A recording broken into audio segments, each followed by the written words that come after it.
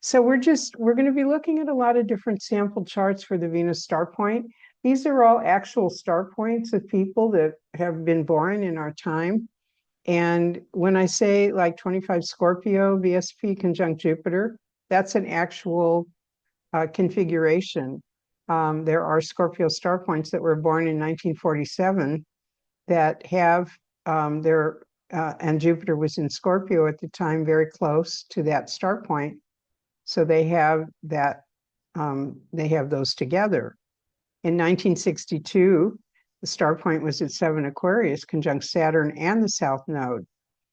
In 1960s, also in the 1960s, but a little bit later, we had a 6-degree Virgo conjunct Uranus. Also in the 60s, we had 29 Gemini conjunct the North Node. That was about 1964. And then we also have a VSP at 12 Aries conjunct Mars.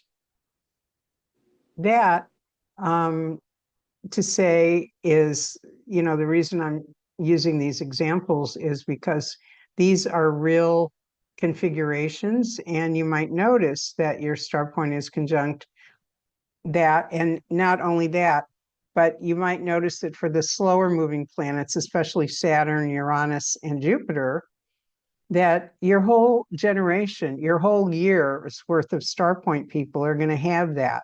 It's not just you. So it also, with each year, with each group, it defines a certain segment of the population.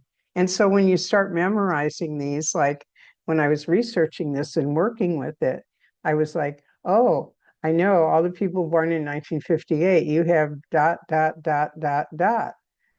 conjunct, opposition, trine to your star point.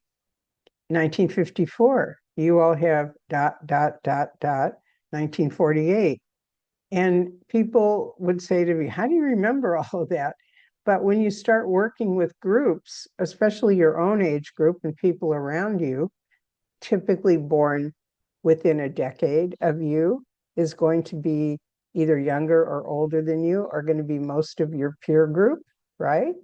So you're gonna know, you're gonna see what they have going for them and how that influences who they are.